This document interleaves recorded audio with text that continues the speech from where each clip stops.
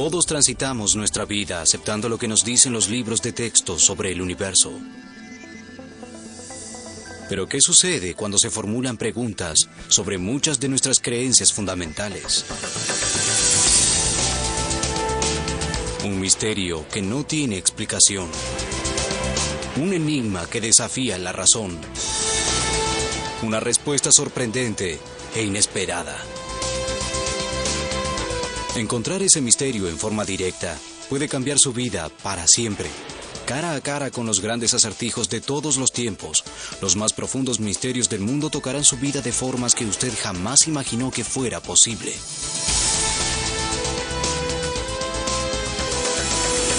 Encuentros con lo inexplicable.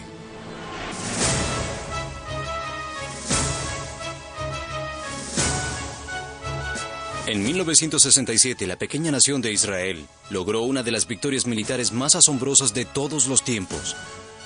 Durante una guerra que duró solo 6 días, Israel batalló en 3 frentes y venció fuerzas enemigas que superaban 2 veces a sus tropas. Los líderes del Estado judío afirmaron que la victoria fue resultado de un planeamiento militar superior. Pero, ¿hay algo más en esta historia? ¿Acaso ocurrió algo detrás de la escena de la Guerra de los 6 días? ¿Algo que inclinó la balanza a favor de Israel? ¿Es posible, como manifestaron los árabes, que solo lograron la victoria con la intervención de los Estados Unidos? ¿Cómo fue posible una victoria tan milagrosa? ¿Acaso la Unión Soviética y los Estados Unidos estuvieron al borde de una guerra nuclear? ¿Es posible que los conflictos actuales en Medio Oriente estén preparando el escenario para que la historia se repita? ¿Existen escrituras antiguas que hayan presagiado la victoria de Israel en la guerra? Si existen, ¿qué otros secretos podrían revelar acerca del futuro de Israel y el de la raza humana? ¿Cómo ganó Israel la guerra de los 6 días? ¿Fue una hazaña militar o un milagro? Jerusalén. La ciudad de 6.000 años situada sobre una colina es el hogar espiritual de 3 principales religiones mundiales. Cristianos, musulmanes y judíos procuran coexistir aquí. Y a pesar de esto, o quizás debido a esto, Jerusalén casi nunca conoció la paz.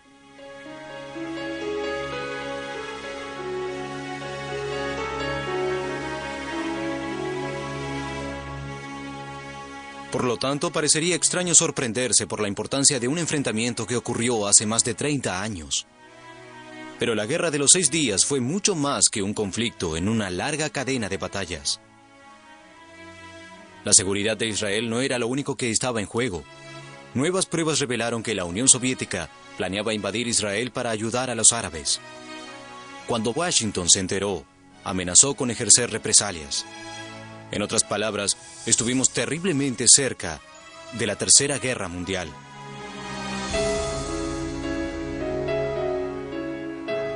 La victoria de Israel sobre las fuerzas árabes fue tan rápida y tan perfecta que el mundo entero se preguntó, ¿cómo pudo un país del tamaño de Nueva Jersey ganar una guerra contra los ejércitos árabes que estaban respaldados por la Unión Soviética y hacerlo en tan poco tiempo?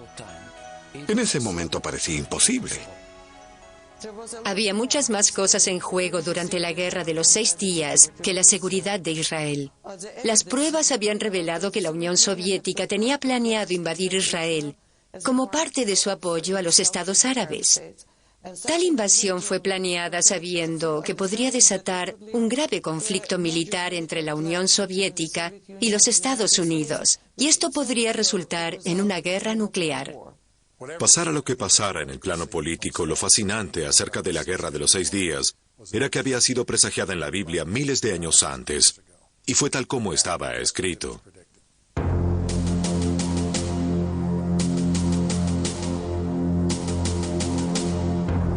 Hay muchas preguntas que requieren respuestas, y cuanto más ahondamos en la historia del conflicto, más hechos inexplicables salen a la superficie.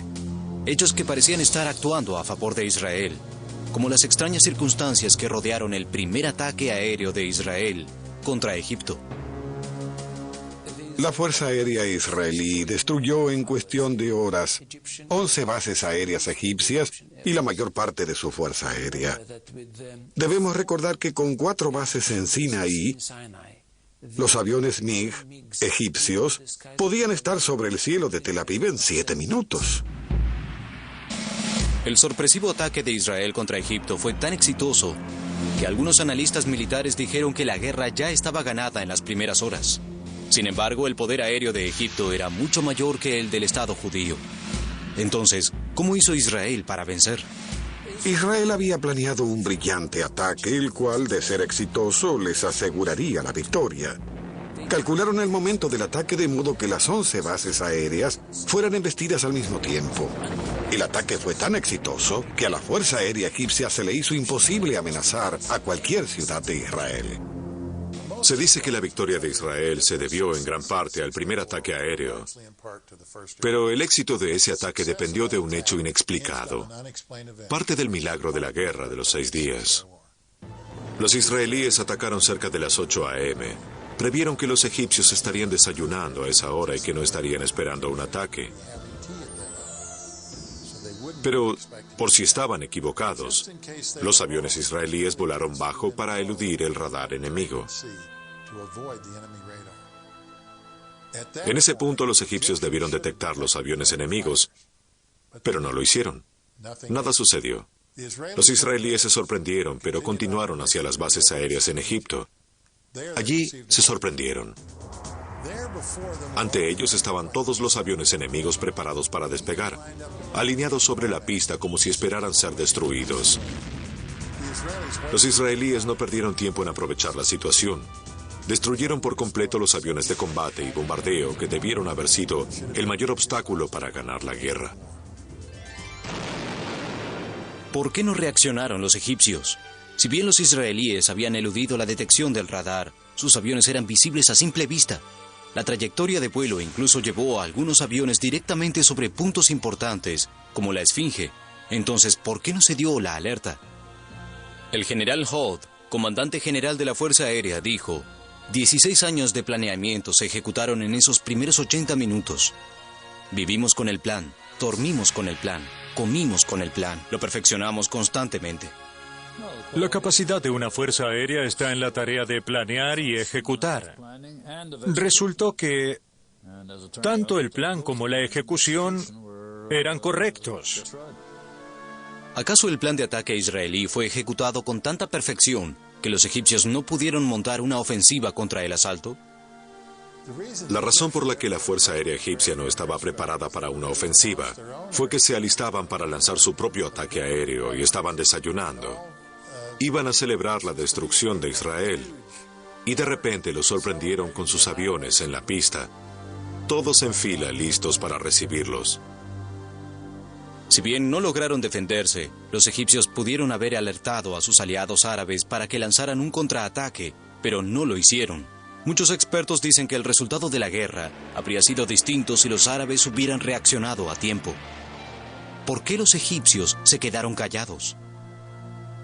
Durante el ataque aéreo egipcio, solo quedaron 12 aviones de combate en las bases de Israel en Tel Aviv. Esto los dejó en una posición vulnerable. Si los aliados árabes de Egipto hubieran contraatacado, habrían sido destruidos.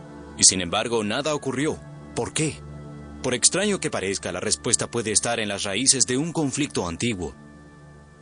En realidad, los judíos y los árabes son primos. El fundador del pueblo hebreo, Abraham, tuvo 2 hijos. Uno fue Isaac y el otro Ismael. Isaac continuó la línea hebrea e Ismael comenzó la línea árabe. Y además Dios le prometió a Abraham que sus descendientes serían tan numerosos como las estrellas en el cielo. También le prometió que la tierra que se extiende desde el desierto del Sinaí al norte y este del río Éufrates pertenecería a sus descendientes.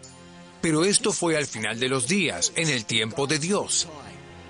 Está absolutamente prohibido para los hebreos, los propios israelíes, echar a la fuerza de su tierra natal a los inocentes. Abraham preguntó cómo era posible que él y su esposa Sara tuvieran un hijo. Pero hay una garantía, y solo una. Es el pacto que Dios hace con el pueblo hebreo. Y ese pacto es que continuaremos en la historia y jamás seremos destruidos. Por lo tanto, Dios hace lo imposible biológicamente, y Abraham y Sara tienen un heredero. El plan de Dios, como está narrado en los textos bíblicos, es bastante simple, pero los problemas comenzaron cuando Sara, la esposa de Abraham, dudó de la habilidad de Dios para darle un hijo. Entonces ella le entregó a Abraham su esclava Agar, quien dio a luz a un niño llamado Ismael. Él es el ancestro de los árabes. Varios años después, Dios cumplió su promesa y Sara tuvo un hijo a quien llamó Isaac. Según la Biblia, este era el niño a través del cual Dios prometió cumplir su pacto y quien se convirtió en el ancestro de los hebreos. La Biblia predijo que habría un continuo conflicto entre los árabes y los hebreos. En Génesis 16:12 hallamos una nefasta profecía con respecto a los descendientes de Ismael, los árabes. Su mano será contra todos, y la mano de todos contra él, y delante de todos sus hermanos habitará hostilmente. Creo que no caben dudas de que esta profecía se ha cumplido y sigue cumpliéndose. Así nació el conflicto entre judíos y árabes, que incluso hasta hoy continúa. Entonces, ¿quién es el dueño legítimo de la tierra que Dios les prometió a los descendientes de Abraham? Los árabes insisten en que el derecho les pertenece a ellos. Los judíos reclaman lo mismo, pero los árabes llevaron el argumento un paso más adelante.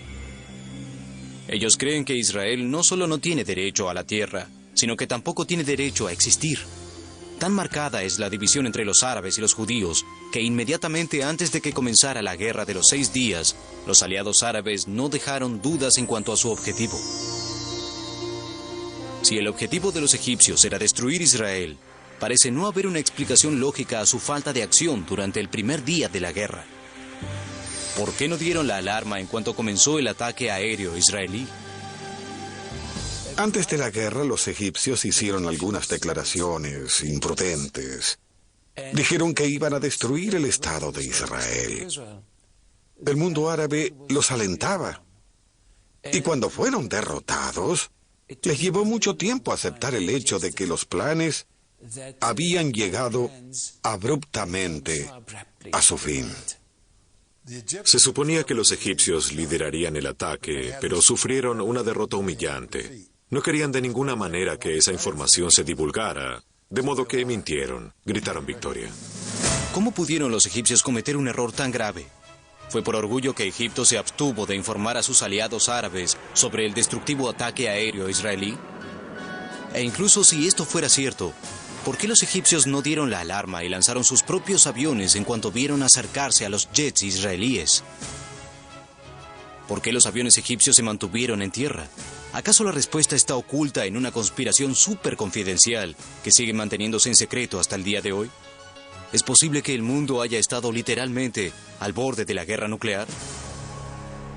La guerra de los 6 días comenzó el 5 de junio de 1967, con los israelíes ejecutando con éxito un ataque aéreo milagroso y devastador contra las bases de la Fuerza Aérea Egipcia. Extrañamente, los egipcios no respondieron al ataque. Aún más extraño considerando que los egipcios habían preparado el escenario para la guerra unas pocas semanas antes.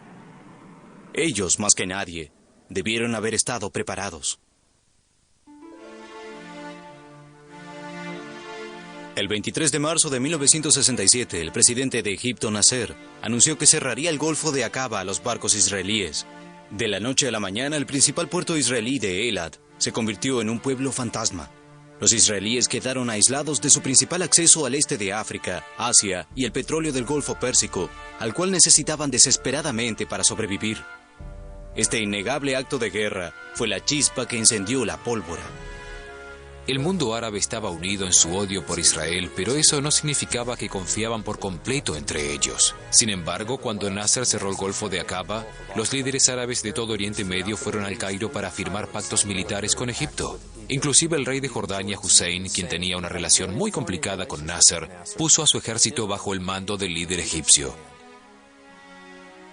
La situación en 1967 se parece a lo que está sucediendo hoy porque, entonces como ahora, los conflictos en Oriente Medio afectan a las principales potencias. El delegado del primer ministro israelí, Abba Eban, inmediatamente fue en busca del apoyo de líderes occidentales, incluyendo al presidente Johnson y el presidente de Francia, Charles de Gaulle. Durante la Guerra de los 6 días, la relación entre Estados Unidos y Unión Soviética se dilató casi hasta el punto de ruptura.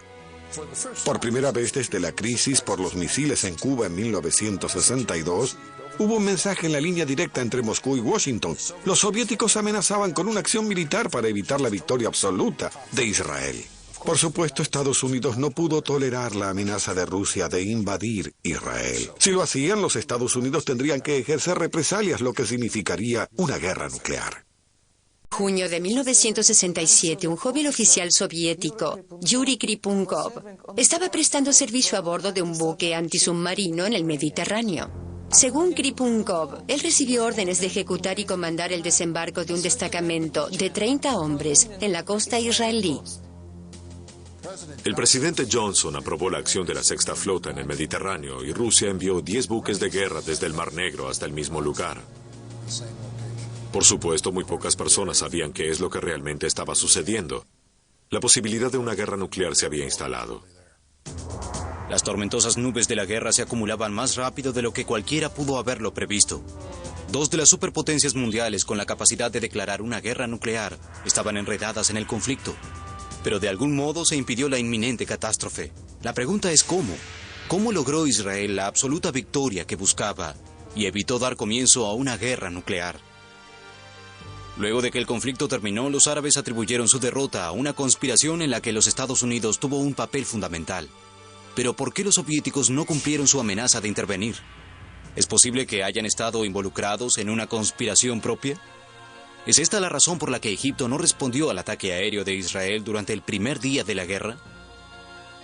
Una de las razones por las que los egipcios se preparaban para una guerra fue que tenían la sospecha de que los israelíes estaban formando tropas a lo largo de la frontera siria. A medida que la teoría de una conspiración crecía, la información falsa llegaba a Egipto para hacerles creer que Siria estaba bajo amenaza. Al hacerlo, tentaban a los egipcios a responder. Algunos árabes creen que los estadounidenses ayudaron en esa conspiración, haciendo creer a los egipcios que los Estados Unidos reprimiría a Israel y que Israel no atacaría luego de que se llegara a una solución política al conflicto. Egipto cayó en la trampa y comenzó a enviar tropas a Siria.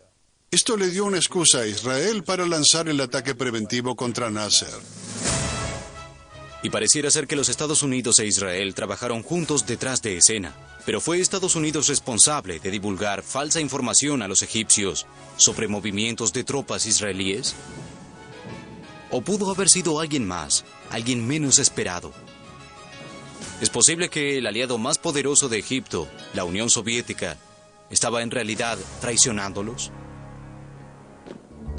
A fines de mayo de 1967, el presidente egipcio Nasser recibía lo que él consideraba información confiable sobre movimientos de tropas israelíes. Estos reportes secretos le informaron que Israel estaba formando tropas en la frontera siria, algo que Egipto no toleraría. La sorprendente fuente de esta información, la cual resultó ser totalmente falsa, no fue otra que el aliado de Egipto, la Unión Soviética. Quizá el aspecto menos conocido en esta teoría de conspiración es la participación de la Unión Soviética. Los registros históricos demuestran que la Unión Soviética deliberadamente le brindó a los egipcios información falsa sobre la formación de tropas israelíes en la frontera siria. Ellos creyeron que eso provocaría una respuesta de Nasser, y al parecer eso es exactamente lo que querían. Algunos egipcios creen que los soviéticos crearon informes falsos sobre la formación de tropas israelíes para demostrarles cuánto dependían de los soviéticos. Desde el punto de vista de Israel, algunos creen que se trató de un intento de los soviéticos por iniciar una guerra que resultaría en la destrucción de Israel. La razón por la que los rusos brindaron información falsa a los egipcios es porque esto significaba una oportunidad para lograr su objetivo de dominar Oriente Medio. Israel era una mini superpotencia en esa área. Entonces creyeron que podrían controlar las naciones árabes. Suministraron todas las armas, los tanques, los aviones y el entrenamiento para lograr su objetivo, dominar esa área. Hasta el día de hoy, exoficiales soviéticos de alto rango insisten en que ellos no brindaron esa información a los egipcios, sino que los egipcios se la brindaron a ellos. La Unión Soviética en los años 60 tenía interés en fomentar disturbios en Oriente Medio y en abrir un segundo frente contra Occidente, además de Vietnam.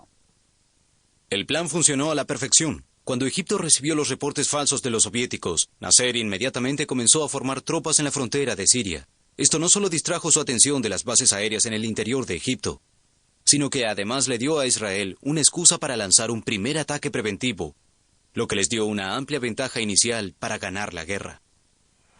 Pero aun si esta teoría de conspiración fuera cierta, no termina de explicar por qué Egipto no respondió a ese primer devastador ataque. Egipto no respondió porque su fuerza aérea había sido destruida en tierra durante las primeras horas de combate. Los egipcios no habían atacado antes porque los Estados Unidos y la Unión Soviética los presionaban para que no lo hicieran. Se cree que Estados Unidos le informó a Israel que Egipto había sido rodeado. Las dos naciones acordaron que si Israel debía sobrevivir, debían atacar primero mientras los egipcios tuvieran las manos atadas. Quizá nunca sabremos con certeza si hubo acuerdos secretos que hayan contribuido a la derrota de los árabes en la Guerra de los 6 días. Pero aun si hubiera algo de cierto en estas teorías, dejarían de explicar los muchos otros hechos misteriosos que ocurrieron durante la batalla. A medida que los tanques israelíes se dirigían a la península del Sinaí, los egipcios parecían estar facilitando al enemigo. Hay informes de tanques egipcios escapando sin haber sido atacados. Incluso más extrañas fueron las inexplicables deserciones de bases de misil tierra-aire. Los egipcios abandonaron armas militares, en su mayoría de fabricación rusa, por un valor mayor a $1.000 millones. Inclusive equipos complejos de dirección radar fueron dejados en funcionamiento. No es inusual que las tropas se retiren ante el avance de un ejército. Lo que sí es inusual es que miles de tropas dejen atrás gran cantidad de material militar por un valor de $1.000 millones sin ningún intento por inhabilitar ese material. Esto ocurrió varias veces durante el curso de la Guerra de los 6 días. ¿Qué hizo al enemigo retirarse tan pronto? Es posible que hayan experimentado algo tan aterrador que debieron retirarse incluso sin asegurarse de que sus propias armas no cayeran en manos enemigas. ¿Acaso estos hechos sugieren que Israel tenía una especie de arma secreta que los ayudó a ganar la guerra? Luego de su derrota en la Guerra de los 6 días, los líderes árabes fueron criticados por sus amigos y aliados. ¿Cómo es posible que sus ejércitos fueron derrotados tan fácilmente, tan rápido, por las fuerzas de combate israelíes? Después de la guerra, los líderes políticos y militares de los estados árabes dijeron que los israelíes habían usado armas secretas. El presidente Nasser continuó culpando a la intervención de los Estados Unidos en el conflicto por la derrota de Egipto. Entonces, ¿es posible que los Estados Unidos haya proporcionado a Israel un arma secreta y mantuvo el secreto durante todos estos años? No es raro que un arma de destrucción masiva cambie el curso de una guerra, y todos sabemos que la bomba atómica es un ejemplo perfecto. Durante la Segunda Guerra Mundial, los japoneses prometieron luchar hasta la muerte, pero cuando los Estados Unidos desataron su poder nuclear sobre Hiroshima y Nagasaki, los japoneses no tuvieron más opción que rendirse. Claro que cuando Estados Unidos arrojó la bomba nuclear dejó de ser un secreto, y eso demostró no solo que la tenían, sino que además estaban listos para usarla. ¿Pero qué clase de arma nuclear pudo haber usado Israel en completo silencio contra los confiados árabes? Si tal cosa fuera posible, no sería la primera vez en la historia de esta batallante nación. Las escrituras bíblicas están llenas de batallas. Batallas que en su mayoría ganaron los israelíes. Las ganaron no porque eran más numerosos que sus enemigos, ni por ser más fuertes que ellos, sino porque tenían un arma secreta muy importante. El Arca de la Alianza. Para los israelíes, esa era la morada de Dios. Quizá el ejemplo más conocido del poder del arca en la batalla nos llega a través del libro de Josué y la conquista de Jericó. El Señor le dijo a Josué que hiciera marchar a sus soldados por la ciudad durante 6 días y que llevaran ante ellos el Arca de la Alianza. El 7º día volvieron a marchar por la ciudad, pero esta vez los sacerdotes hicieron sonar los cuernos del carnero. Y como todos sabemos, los muros de Jericó se derrumbaron.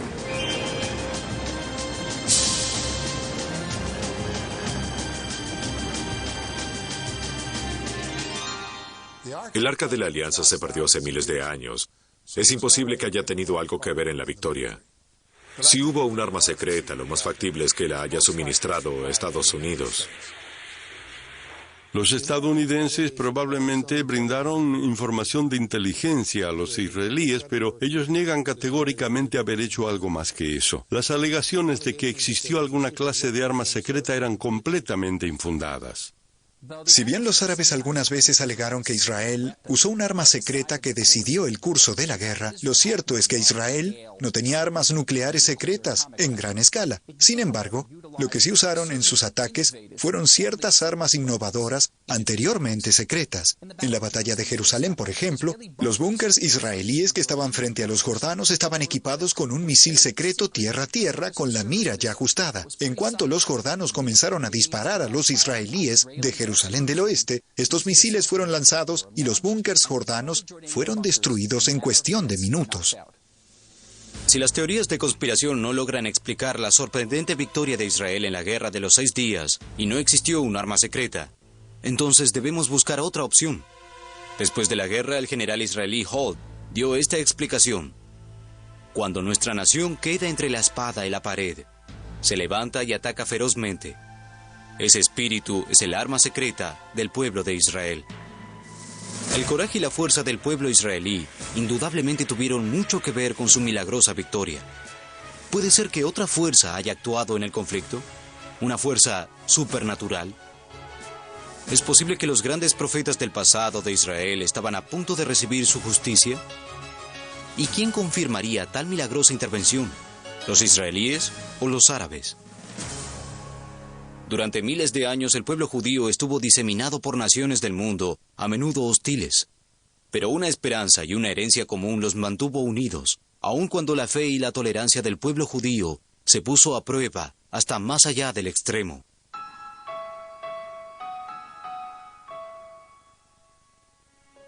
Quizá debido a esto el espíritu colectivo y la firmeza de los israelíes se endurecieron como el acero, convirtiéndolos en uno de los guerreros más feroces de la tierra. ¿Acaso esto explica cómo superaron tremendos obstáculos para ganar la guerra de los 6 días? Tal vez, pero puede haber otra explicación. Estoy convencido de que hubo una intervención divina en la Guerra de los 6 días. Si comparamos los dos ejércitos y vemos el número de soldados y la cantidad de maquinaria, es imposible que hayan triunfado sin ayuda externa. Israel era una nación contra un mar de estados árabes. Parecía que sin duda íbamos a perder y dejar de ser una nación entre naciones cuando ganamos. Y especialmente cuando liberamos la sagrada ciudad de Jerusalén. No tuvimos dudas de que fue una victoria concebida por Dios. Durante la Guerra de los 6 días ocurrieron varios hechos que son muy difíciles de explicar. Parecen estar en el plano de lo supernatural más que en el plano natural. Parecían estar actuando a favor de Israel. Un cabo mujer conducía un jeep con el comandante del regimiento en un vehículo blindado cuando vio en el camino un enorme fuego que se levantaba. El comandante no vio nada y la mujer, pensando que sus antiparras estaban sucias, le gritó que se desviara del camino.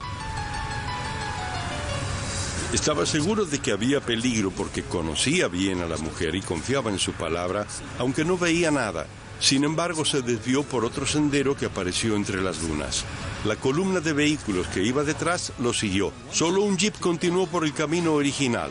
De pronto hubo una tremenda explosión y un incendio. El jeep que no se había desviado pasó directamente por un campo minado egipcio.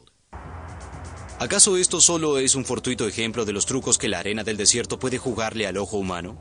¿O en realidad la cabo vio una visión que le advirtió del peligro que había adelante? Más importante, ¿por qué esta guerra estuvo llena de tantos ejemplos de hechos inexplicables que actuaron a favor de Israel? Israel es un milagro.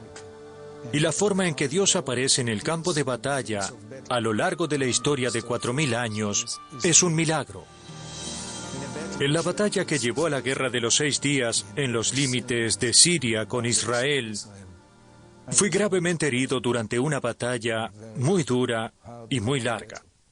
Un tanque me pasó por encima del cuerpo y quedé en el campo de batalla casi muerto. Me quedaban pocos minutos de vida. Cientos de soldados sirios vinieron desde la montaña y me rodearon por todos los costados. En los últimos momentos de mi vida pude oír cómo cargaban las balas para dispararme. Y de pronto, cuando estaban listos para disparar, se dieron vuelta y no lo hicieron. Corrieron rápidamente hacia la montaña. En ese mismo momento pude ver una gran luz que me cubría por todos lados y oí la voz de Dios que le hablaba a mi corazón y decía: no vas a morir, Gershon. Sé fuerte. Estoy contigo. Poco tiempo después llegaron los soldados israelíes. Me vieron y me llevaron al hospital. Pero lo más extraño sucedió unas pocas semanas después, cuando los observadores de las Naciones Unidas, que observaban la batalla entre los sirios y mi unidad, vinieron y me dijeron: vinimos a ayudarte. El divino, vivo y fuerte. Hablamos con los oficiales árabes que comandaron la batalla contra tu unidad y les preguntamos por qué no le dispararon a este joven oficial israelí cuando tuvieron la oportunidad de hacerlo. Y ellos respondieron: no pudimos matarlo porque cuando estábamos por dispararle, de pronto aparecieron miles de ángeles. Los vimos con nuestros ojos. Y lo único que pudimos hacer fue dar la vuelta y correr rápidamente hacia las montañas. El Dios de los judíos quería a este soldado israelí con vida. Otro gran milagro ocurrió en Sinaí, cuando un soldado israelí que había perdido su unidad estaba solo en la zona y de pronto vio una unidad de egipcios. Una unidad militar de miles de egipcios. De pronto, cuando ellos lo vieron, levantaron las manos y caminaron hacia él, creyendo que los capturaría. Él estaba sorprendido. No podía creer lo que veía, pero lo hizo. Los tomó prisioneros. Ellos caminaron detrás de él y él los llevó a la unidad que había perdido. Cuando llegó a su unidad, todos se sorprendieron. No podían creer que un solo soldado había capturado a miles de egipcios con las manos en alto. Los tomaron prisioneros y los oficiales egipcios inmediatamente comenzaron a investigar. ¿Qué pasó? ¿Por qué se rindieron ante un solo soldado israelí? Y ellos respondieron: él no estaba solo. Junto con él había miles de ángeles, cada uno con un arma en la mano, listos para dispararnos. Y dijeron: estamos listos para luchar contra soldados israelíes, pero no estamos listos para luchar contra los ángeles de Dios. Si comparamos los dos ejércitos y vemos el número de soldados y la cantidad de maquinaria, es imposible que hayan triunfado sin ayuda externa. Si leemos la Biblia, veremos que Elías también fue rodeado por el enemigo en una oportunidad. Su sirviente le dijo: ¿qué vamos a hacer? Y él contestó: Señor, abre sus ojos. De pronto sus ojos fueron abiertos a seres supernaturales, y lo mismo también es cierto en esta guerra. Cuenta la historia que los egipcios estaban acercando a la frontera sur de Israel cuando una mano salió del cielo, y ante esto sintieron pánico y huyeron. Esa historia la contaron los egipcios, quienes dijeron que ocurrió algo sobrenatural. Todas estas historias no son historias místicas para los libros. Esta es la realidad en la vida de Israel. La guerra de los 6 días estuvo llena de sangrientas batallas sobre la tierra que ambos lados reclamaban como propia. Cuando el conflicto comenzó, Siria controlaba los altos de Golán y Egipto tenía la península del Sinaí, incluyendo la franja de Gaza. Al final de la guerra, todo eso cambió. Esto hace que nuestra próxima historia sea mucho más misteriosa. Desde 1948, Jerusalén, el centro de la fe judía y lugar santo para la cristiandad y el islam, fue una ciudad dividida. Israel controlaba la mitad occidental de la ciudad y Jordania mantuvo el control sobre la mitad oriental, que era la ciudad antigua. El 5, 6 y 7 de junio hubo violentos enfrentamientos en todo el lado oriental de la ciudad antigua, pero en la mañana del 7 de junio, el tercer día de la guerra, las armas de Jordania quedaron en silencio. Uzi Narkis, el general de la Fuerza de Defensa israelí, lideraba el ataque en la ciudad. Él nos dijo que, en el cuarto día, una especie de calma misteriosa se instaló en la ciudad. Al principio creyó que era una trampa, pero los soldados le dijeron que la ciudad estaba vacía. El ejército de Jordania se había ido la noche anterior dejando todas sus provisiones.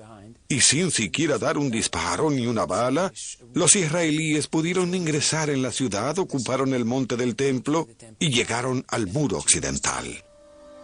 Cuando los israelíes avanzaron por la ciudad antigua de Jerusalén, no podían creer lo que veían. Frente a ellos estaba el Muro de los Lamentos, el único que quedaba del segundo templo que había sobrevivido a la castigada historia de la región. En 1948 los árabes habían cerrado la ciudad antigua. Los judíos ya no podían ingresar a ese lugar, el más importante en el mundo para ellos. Allí podían dar gracias y rezarle al Dios que los había cuidado durante miles de años. No todos los soldados israelíes creían esto. Algunos ni tenían creencias religiosas. Incluso los no creyentes entendieron que algo importante había ocurrido. ¿Hubo un significado especial en la milagrosa conquista de Israel de estas largas extensiones de tierra? La misma tierra que las antiguas escrituras les prometieron a los descendientes de Abraham. ¿Y se cumplió la profecía de la Biblia cuando Israel tomó posesión de Jerusalén? El hecho más importante de la guerra de los 6 días fue que Jerusalén se unió. Jerusalén fue invadida 20 veces, pero nunca había sido dividida hasta 1948. Muchos de los profetas hablaron sobre la unificación de Jerusalén, lo que sucedió en la guerra de los 6 días. Que Israel recuperara gran parte de la tierra prometida como resultado de la guerra es importante, especialmente desde el punto de vista de las profecías de la Biblia antigua. Estas escrituras dicen que los judíos estarán esparcidos por el mundo en 3 ocasiones distintas. También predicen que en cada caso, los judíos regresarán a Jerusalén. 2 regresos ocurrieron en tiempos bíblicos, pero la tercera ocasión es la más significativa. Esta comenzó cuando Israel reclamó Jerusalén en la guerra de los 6 días. Muchos estudiosos de la Biblia creen que cuando los israelíes ingresaron a Jerusalén el 11 de junio se marcó el comienzo del fin de los tiempos en la tierra. En la profecía de la Biblia, el fin de los tiempos se refiere a un periodo de desastres naturales catastróficos, hambre y guerra que precederían el fin del mundo. Estos hechos llevarían a un conflicto final, una batalla espantosa, Armagedón. ¿Es acaso el regreso actual de Israel el comienzo de la última reunión de los judíos en Jerusalén? Es un eslabón más en una larga cadena de acontecimientos que prepararán el camino para el fin de los tiempos. Para muchos, la preocupación más inmediata es el efecto que el continuo conflicto en Oriente Medio tiene sobre las naciones del mundo, especialmente Rusia. Hechos recientes indican que el gigante dormido de la Guerra Fría ha sido despertado y claramente está buscando una posición de autoridad hoy en Oriente Medio. Una de las razones por las que Rusia tiene interés en el Oriente Medio es el petróleo. La mayoría de las reservas petroleras del mundo están allí. Para poder mantenerse como una potencia mundial, Rusia quiere controlar ese petróleo. El próximo paso es que cuando la estabilidad de las reservas de petróleo de Oriente Medio se ve amenazada, el mundo reacciona. Nos basta con ver lo que ocurrió en la Guerra del Golfo. La amplia volatilidad de la situación en Oriente Medio significa que la guerra es siempre posible, y con el actual conflicto que está creciendo entre israelíes y palestinos, parece más cerca que nunca. Si una guerra de gran envergadura fuera a desatarse, los Estados Unidos sin dudas se pondría del lado de Israel. Pero ¿qué pasará con Rusia? ¿Asumirá la misma posición que tuvo durante la Guerra de los 6 días y ayudará a los árabes? Si se desatara un conflicto entre naciones que poseen armas nucleares, ¿es posible que seamos testigos de la destrucción del mundo? En otras palabras, del apocalipsis. Cuando la Guerra Fría terminó y el bloque soviético se hizo astillas, no pasó mucho tiempo para que su influencia en Oriente Medio cesara. Luego, a principios de los 90, Rusia decidió volver a su posición tradicional en Medio Oriente. En muchos casos, esto incluye apoyar regímenes que para los Estados Unidos eran estados deshonestos. En otras palabras, los aliados de Rusia en la región se convirtieron en los enemigos de los Estados Unidos. Con esta clase de política exterior, no caben dudas de que Rusia tomará las armas contra la nación de Israel y contra su enemigo en la Guerra Fría, los Estados Unidos. Pero, ¿realmente podría esto llevar al apocalipsis? La Biblia dice que sí.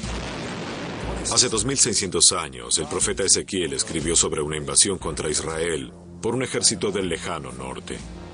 El capítulo 38 de Ezequiel dice que Gog y muchas naciones junto a él avanzarán sobre Israel. Será una gran multitud, un poderoso ejército, y serán como una nube que cubrirá la tierra. Lo interesante acerca de todo esto es que el líder del enemigo está identificado en la profecía como el príncipe de Rosh. No hace falta pensar mucho para ver que la palabra es Rusia. Curiosamente, la enciclopedia Encarta presenta la palabra Gog como sinónimo de gigante. Y si miramos el planisferio, vemos que al lejano norte de Israel, uno de los gigantes que queda es Rusia. Los intentos por que haya paz constante en Oriente Medio continuaron en años recientes, pero muy a menudo se desmoronan bajo el peso de antiguos conflictos. Por otra parte, los estudiosos de la Biblia argumentan que cada vez más profecías antiguas con respecto a Israel se están cumpliendo. ¿Significa esto que la Biblia nos da un confiable mapa de rutas con lo próximo que encontraremos en la región? De ser así, ¿realmente vamos en camino a una batalla distinta a lo que el mundo jamás haya visto? Desde su milagrosa victoria en la Guerra de los 6 días, Israel ha mantenido un débil dominio sobre esta antigua ciudad. De hecho, muchas de las tierras por las que los israelíes lucharon durante el conflicto continúan estando bajo su control. ¿Acaso la batalla entre judíos y árabes seguirá librándose en las calles de este lugar sagrado? ¿O eventualmente se extenderá hasta que todas las naciones del mundo queden atrapadas en una batalla hasta el final? Y si la batalla del Armagedón realmente ocurre, los elegidos de Dios, los judíos, ¿resultarán una vez más milagrosamente victoriosos? Quizá solo el tiempo lo dirá, y de acuerdo con la profecía antigua, el tiempo puede estar acabándose.